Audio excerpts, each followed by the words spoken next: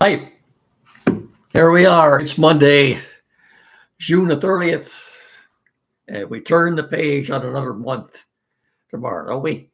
July the 1st tomorrow. Where's the summer going, huh? Anyway, welcome to another edition of Time on Overtime on the Time on Overtime YouTube channel, live and direct from the Frank Bank Chevrolet Studio Annex. I'm Rick Arsenault. You know the drill by now. If you haven't done so yet, please, folks, get down there in that corner and smash that like and subscribe button for me, will you please? You do me a huge favor. I will forever be very appreciative of you for doing that. We haven't been doing this that long, and as you can, I'm sure you can see, we've got darn near 100 subscribers. And as I keep saying, I can't thank you enough for watching and listening. And listening to our Saturday morning show here locally on WCSR. Anyway, Tigers don't play today. I thought I'd spend most of my time talking about them. I will get you caught up on a few things, other things that you might have missed that transpired over the weekend. The Red Wings made a trade with the Anaheim Ducks to acquire goalie John Gibson. That is an upgrade. They traded Peter Mrazek and a couple of prospects out there to get him. He had a decent enough year this past season. Okay. I think it's an upgrade. It's not a huge upgrade, but they had to start somewhere. And I guess this was it. So welcome to Detroit, John Gibson, the newest Red Wing goalie. I think he'll get the bulk of the playing time in net next season. At least it looks that way anyway. And if you haven't heard,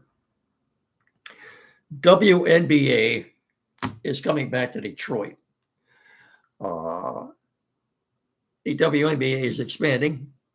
They are adding 3 new teams: Cleveland, Detroit, Philadelphia. I believe Cleveland will start playing in 2028, Detroit in 28-29, and Philadelphia in 2030. We don't have a name yet for this new Detroit women's basketball team, but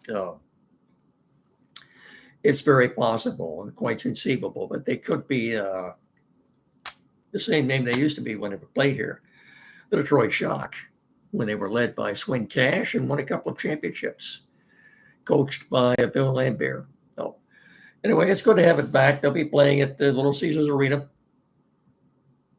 I know 2029 is way off yet, but anyway, be good to have the WNBA back in Detroit. And of course, they'll be playing this time of the year. Are you going to watch them? Yeah, would you? How many treks would you be making to Little Caesars Arena to watch the Detroit Shock? I've been to a lot of sporting events, but I have never been live at a WNBA game, nor have I watched a complete game from start to finish on TV either. But doesn't mean I can't or I won't get into this if we get once we get our team back in Detroit. So anyway, we something to look forward to. And sadly, I say sadly because if you haven't heard by now, the Pistons Malik Beasley, who finished second in the NBA last year with 3-point shooting, is being investigated by the feds for gambling. This is something that transpired a couple of years ago when he was playing with Milwaukee, apparently. I don't have all the facts yet, but as his attorney says, at this point, it is merely an investigation. There have been no charges filed. However, apparently, according to ESPN, the Pistons did have a 3-year, $42 million contract on the table that they had been negotiating with him, and they have now pulled that offer, at least for the time being, anyway. Hey, as you know, our legal system here, you're innocent until proven guilty. And again, I stress no charges have been filed, but this is distressing. And gosh, that's a shame. He made everybody better. I firmly believe that. Maybe too, that explains why the Pistons went out with that 37th pick and took a sharpshooter in Chaz Lanier from Tennessee. 3-point shooter, 3-point expert, if you will. Maybe they knew something. Maybe that's why they went out and took him with that 37th pick. But anyway, bottom line is he's being investigated. No charges have been filed yet. We'll see where that goes. No. Before we get into baseball, reminder that the Detroit Lions training camp will start 3 weeks from yesterday, Sunday, July 20th.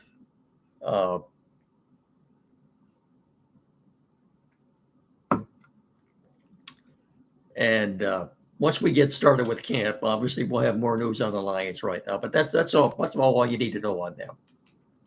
I did tell you last week that they would be having a couple of joint practice sessions during the preseason with the Miami Dolphins and the Houston Texans leading up to the games at Ford Field. We'll talk more about that as we get closer to it. But that's about it for the Lions right now. Mostly we're going to do baseball from here on in. But before we do, before I forget, I better get my sponsor obligations in here. If you're planning on hitting the road this summer, you make your first stop at Frank Beck Chevrolet and let Beck Service Pros make sure your vehicle is ready for any trip at all this summer. Beck's can check all the belts, hoses, electrical connections to make sure there's no surprises waiting. Let them check the brakes, the tires, and especially the cooling and air conditioning units. Have them top off all the fluids. Check the tires for air, and of course, then you're ready to go. So whether your vacation plans are near or far, make sure your vehicle can make that trip. Call the service department at 517-849-2888. I'm sorry, 2886. Maybe I better get new glasses. 849-2886. I got the number right here, right? to make your appointment, or stop by Frank Beck Chevrolet and M99 between Hillsdale and Jonesville, and follow them on the web at frankbeckchevy.com. Come experience, my nose issues, Frank Beck Chevrolet difference. Chevrolet together, let's drive. Chevy Drive, Southern Michigan, and of course, Frank Beck Chevrolet is indeed the #1 Chevrolet selling dealership in our tri-state area. We're also brought to you in part by Barrett Insurance on the corner of M99 and US 12 in downtown Jonesville. 517-849-1000, Barrett Insurance, protecting your dreams. That's BarrettINS.com. On the corner of M99 and US 12 in downtown Jonesville. 517-849-1000, Barrett Insurance. That's BarrettINS.com. Barrett Insurance, protecting your dreams. My voice is still coming and going. But this is crazy weather, isn't it? It's like Florida. If you've never been in Florida this time of the year, this is just what it's like. Really. You hit and miss passing storms all day. And with each passing storm, it becomes that much more humid. This has been we had a crazy May, and now we had a crazy June, and looks like the first part of July isn't going to be much better. Nothing we can do about it, though. Boy. Anyway, Tigers. Derek Skubal last night, another gem. Let's talk about Derek Skubal for just a second. Okay, he pitched another gem last night. 13 strikeouts, 1 hit.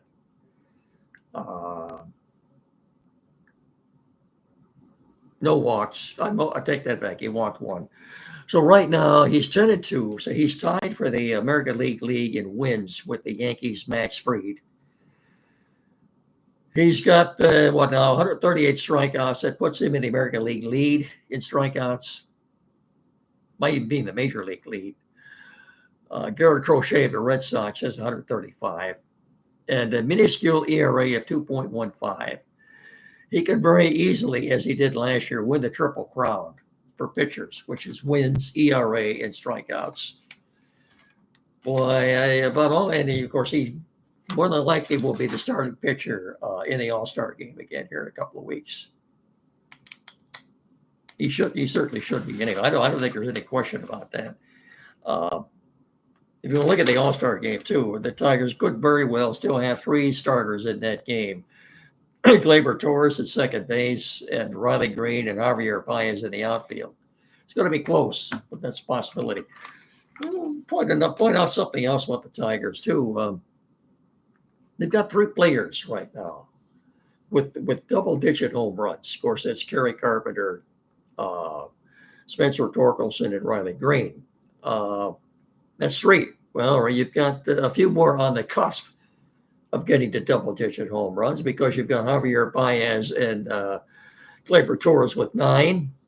So they're right there. So that's 5 players in double-digit home runs. Then you've got Dylan Dingler with 8. No question, he'll be there. That's 6. Zach McKinstry has 5. I think he could get to double digits before the end of the year. So that's 7. But you got to go back to 2012. And I was looking this up earlier. 2012, the Tigers had 9 players that year on the team with 10 or more home runs.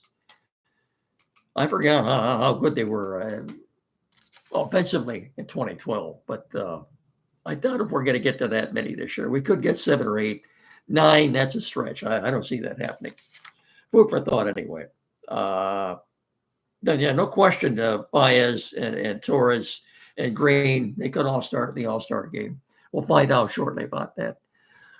We wish them all good luck. But, Tigers, as it sits right now, of course, are in first place. In American League Central, they are, 53-32.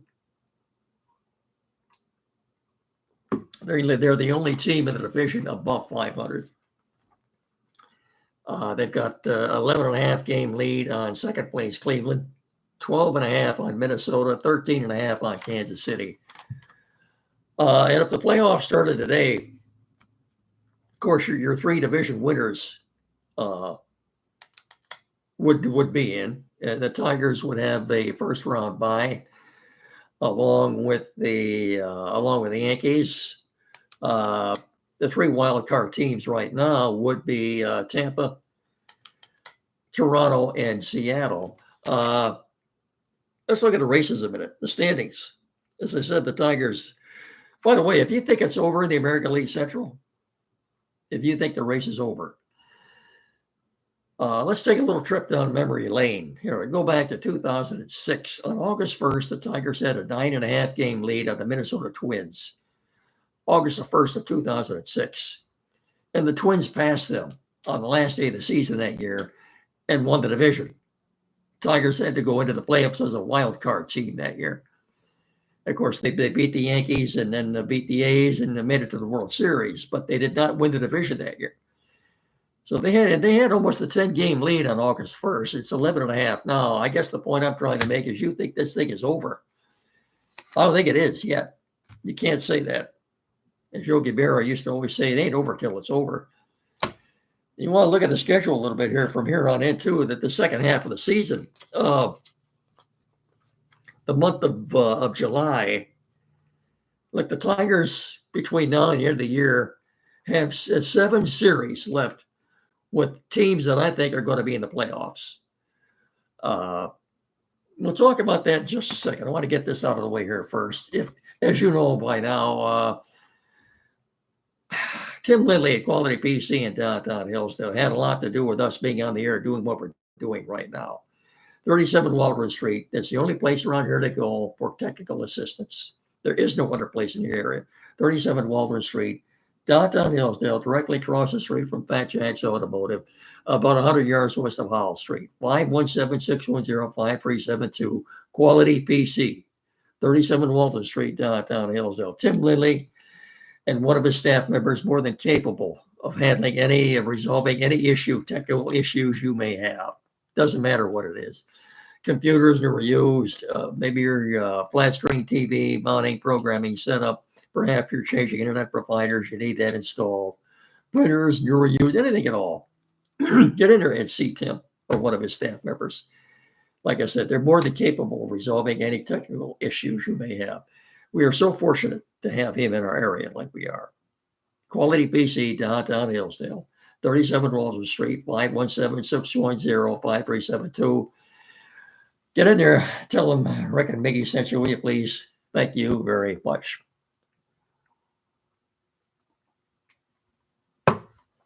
So as I was saying, before we get out of here, 7 series left between now and the end of the year with teams that I think are going to be in the playoffs. So next week, the Tigers are back here for 3 2-game series just prior to the All-Star break. 3 with Tampa and 3 with Seattle. I think they're in. I think they're going to make it. The last weekend of this month, Toronto is in here for 4. I think they're in. Then you look at August. First weekend in August, they've got 3 games in Philadelphia. I think the Phillies are in. A couple of weeks after that, the Astros come to Comerica for 3. I think they're in. And then in September, you've got the Mets coming in here for Labor Day weekend or just prior to Labor Day. The first series in September at home. 3 games with the Mets. It's going to be close. They haven't been doing too well. I still think they're going to make the playoffs. See, it's hard to predict. And then the week after that, they go to New York for 3 with the Yankees. So that's 7. Okay. 5 of the 7 series are at Comerica Park. 3 games in Philadelphia and 3 games in New York. And it's tough to predict what's going to happen until you see what transpires at the trade deadline. Who does what? Okay. This will all peel out, or this will all play out rather after August 1st. We'll have a much better handle on who's doing what, where they're going, and how this is all going to shake down. But so right now, like I said, 7 series as it stands right now. 7 series with playoff teams. Then you got 5 at home. So I think the heaviest or the bulk of the tough schedule is behind the Tigers right now. I think they have that in their favor. But so the trade deadline is 4 weeks and 3 days, or 31 days away, however you want to look at it. July 31st. So we'll have a much better idea come August the 1st. I have no doubt that what do the Tigers look. I was going to point something out. I think that they're good enough offensively in a few categories right now. Home runs. Okay, the Tigers are 4th in the American League in home runs with 106. Mariners are just ahead of them at 3rd with 107. Batting average. Tigers are tied for 2nd in the American League right now with a .256 team batting average. Only the Rays at .259 have a better team batting average than they do. Runs scored. Tigers are number 1 in the American League in runs scored with 424 right now. Yankees are 2nd at 422. And there's quite a disparity between that and the 3rd place Rays at 403. What else want to pitching? In pitching, Tigers team ERA right now is 3.44. That's the 2nd best team ERA in the American League. Only the Rangers at 3.23 have a better team ERA than the Tigers do right now. Run differential, one last category or stat I'm going to throw at you here. What is run differential? You take the number of runs that you have relinquished compared to the number of runs that you have scored. And so right now the Tigers have scored 104 more runs than they have given up. That's second only to the Yankees at a plus 113. Check that. I'm sorry. I was looking at the wrong line. The Tigers right now are a plus 99. But that's still second to the Yankees at a plus 113. The Cubs plus 104 are in between them. But as far as the American League goes, yes, Tigers at plus 99 are second in the American League in run differential. Look at the other end of the scale. The other 4 teams in the Central Division are all in the minus category. The Twins are a minus 14. The Royals are a minus 33. The Cleveland Guardians are minus 47, and the Chicago White Sox are minus 80. Again, look, you got your three division winners.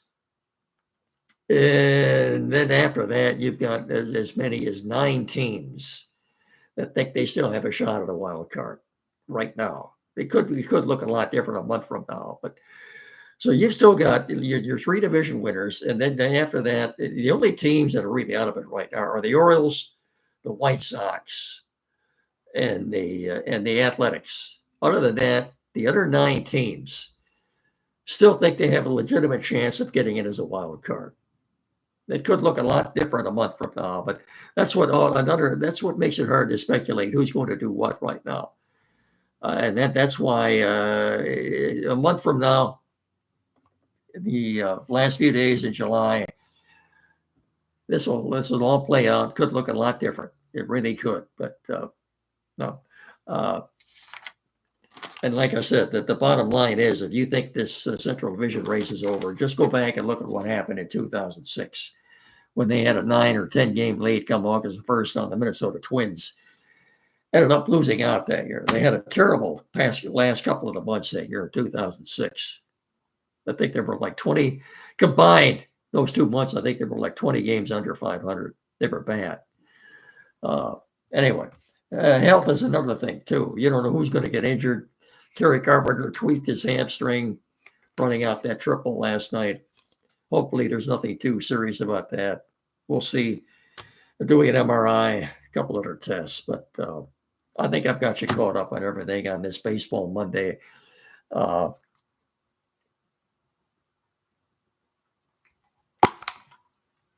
So that's going to do it for a Monday, June 30th into Tuesday, July the 1st. I'll talk to you all again on Wednesday, July the 2nd. We will be doing a show Saturday here. Sorry, we did not do one last Saturday as Andy was out of town. But we will be doing one this Saturday on WCSR from 9 to 10, the Timeout Show. Between now and then, I'll be talking to you all again on Wednesday and Friday. So until then, remember, please treat each other with respect. Have a good rest of your evening. So long, everybody. Thanks for watching and listening, and go Tigers. Oh, it would be good if I'd sign off here, wouldn't it? I forgot about that. Now I'll say thank you for watching and listening. So long, everybody. Go Tigers.